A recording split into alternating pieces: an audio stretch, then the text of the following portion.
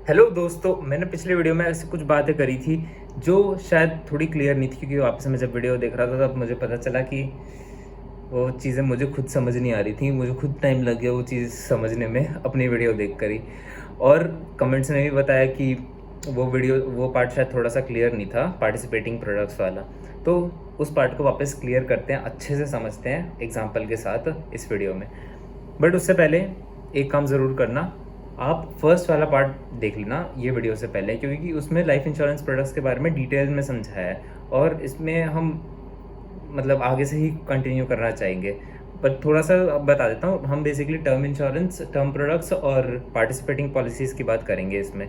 तो सबसे पहले स्टार्ट करते हैं इस वीडियो को और बात करते हैं टर्म प्रोडक्ट की। तो टर्म प्रोडक्ट क्या होता है, जैसे आपको बताया था कि कोई इंडिविजुअल होता है, वो 10 साल के लिए या जितने भी ईयर्स की पॉलिसी है, सपोज करते हैं 10 साल के लिए, 10 साल के लिए वो कंटिन्यूसली प्रीमियम पे करता रहता है। और उसके बीच में अगर उस इंडिविजुअल की डेथ हो जाती है तो उसकी फैमिली को एक सपोर्ट मिल जाता है, एक क्लेम मिल जाता है, जहाँ से उसकी फैमिली सस्टेन कर पाती है। बट अगर ऐसा हो गया कि वो 10 साल तक प्रीमियम्स पे कर रहा है और उस बीच में उस इंडिविजुअल की डेथ नहीं हुई, तो बेसिकली जितने भी उसने प्रीमियम पिछले 10 साल में पे करे वो एक्सपेंस की तरह हो गए, जिसपे कोई रिटर्न नहीं आया, है ना।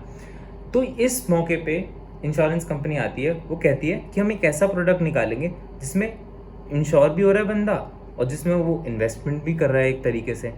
तो वो क्या बोलती है, वो बोलती है कि आप जितना प्रीमियम पे कर रहे हो वो तो कर ही रहे हो, उसके अलावा थोड़ा सा और प्रीमियम पे करो जिसमें आपको इन्वेस्टमेंट का बेनिफिट मिलेगा। यानी कंपनी जैसे जैसे कंपनी क्या करती है, वो प्रीमियम्स को कलेक्ट करती है, वो कहीं इन्वेस्ट करती है, इक्विटी डेट अलग अलग जगह पे, और जो भी उसके पास सरप्लस आता है वो कंपनी के जेब में जाता है। बट वो यहाँ पर क्या बोलती है, वो बोलती है कि आप थोड़ा सा एक्स्ट्रा प्रीमियम पे करो हमें, और उस एक्स्ट्रा प्रीमियम को हम जाके इन्वेस्ट करेंगे अलग अलग फाइनेंशियल इंस्ट्रूमेंट्स में, वहाँ से कुछ सरप्लस आएगा और उस सरप्लस में से हम अपने गेन्स आपके साथ शेयर करेंगे, है ना। तो फिर अब क्या होता है पार्टिसिपेटिंग प्रोडक्ट्स में, अगर एग्जांपल के साथ ये समझें, ये प्राइवेट लाइफ इंश्योरेंस कंपनीज करती हैं। वो क्या कहती हैं कि सपोज करो प्रीमियम है 1 साल का 1000 रुपये, तो 1000 रुपये लाइफ इंश्योरेंस कंपनी को मिला।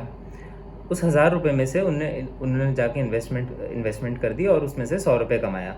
उस 100 रुपये में से प्राइवेट लाइफ इंश्योरेंस कंपनी कहेगी कि 100 रुपये में से 90 रुपये हम वापस आपको दे रहे हैं, आपने क्योंकि इन्वेस्ट करा था तो आपका हक बनता है, तो 90 रुपये हम आपको वापस दे रहे हैं उस 100 रुपये में से, और 10 रुपये लाइफ इंश्योरेंस कंपनी की खुद की जेब में जा रहे हैं।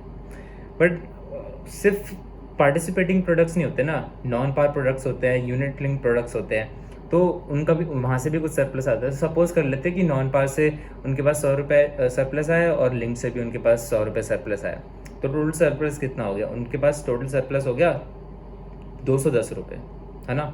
100 और 10 रुपये, ठीक है। ये जो पूरा सिनेरियो आपको समझाया, ये फॉलो होता है प्राइवेट लाइफ इंश्योरेंस कंपनीज के अंदर। वापस बताता हूँ ढंग से। 1000 रुपये का प्रीमियम लिया, 1000 रुपये के प्रीमियम को इन्वेस्ट करा, वहाँ से 100 रुपये का सरप्लस क्रिएट करा, 100 रुपये में से 90 रुपये वापस पॉलिसी होल्डर को दिए और 10 रुपये खुद के पास आए, और बाकी दो प्रोडक्ट से 100 रुपये आए, वो मिलके 210 रुपये हो गए। टोटल 300 रुपये का सरप्लस था, है ना। उसमें से 90 रुपये पॉलिसी होल्डर्स के पास गए और 210 रुपये कंपनी के जेब में।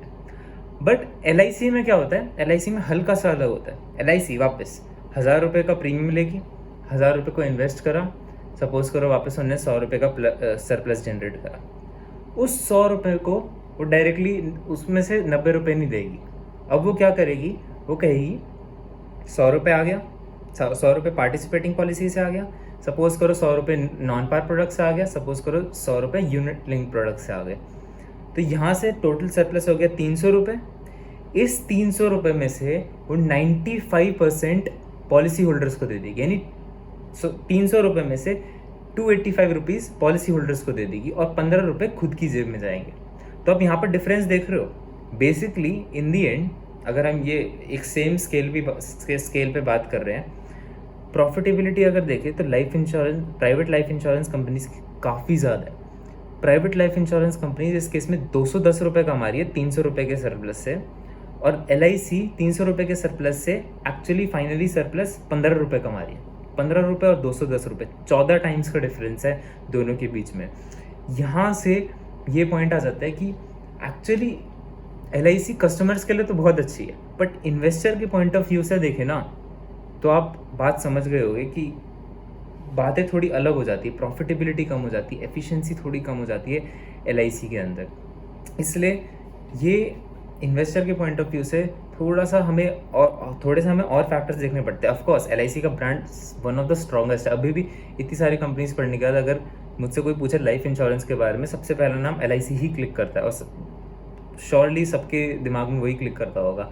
बट हमें ये अलग अलग फैक्टर्स देखने पड़ेंगे, क्योंकि अगर वो प्रीमियम इंक्रीज करें बट प्रीमियम के साथ साथ अच्छे से प्रॉफिटेबिलिटी इंक्रीज नहीं हो रही, आखिर में शेयर होल्डर का फिर फ़ायदा नहीं हो रहा, आखिर में इन्वेस्टर का फ़ायदा नहीं हो रहा। इसलिए ये अलग अलग फैक्टर्स देखने पड़ेंगे और फिर फाइनली हम डिसाइड कर पाएंगे। अभी तो LIC के बारे में और बहुत ज़्यादा इन्फॉर्मेशन नहीं है, क्योंकि उनका DRHP कुछ अभी रिवील नहीं हुआ है, बट जब आएगा उसके लिए ये पॉइंट्स के लिए तैयार रहना। ये ऐसे ऐसे छोटी छोटी चीज़ें हमें देखनी है जिससे हमें पता चलेगा कि LIC सही में वर्थ है इन्वेस्ट करने के लिए IPO के वक्त।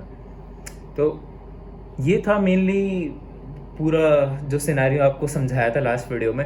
अगर आपको समझ आ गया तो कमेंट्स में प्लीज़ बताना कि आपको समझ आ गया है। अगर नहीं आया तो भी बताना कि कमेंट्स में नहीं आया, मैं फिर से एक वीडियो बना दूंगा और अच्छे से और डिटेल में रिसर्च करके और बना दूंगा वीडियो, बट कमेंट्स में बताना ज़रूर। और अगर पसंद आई तो लाइक तो ऑफकोर्स कर देना, और आपको लाल बत्ती दिख रही होगी, लाल बटन दिख रहा होगा, लाल बटन को दबा देना, साइड में घंटी दिख रही होगी वो भी दबा देना, जिससे इन्फॉर्मेटिव वीडियो आपकी नोटिफिकेशन टैब में आती रहे, है ना।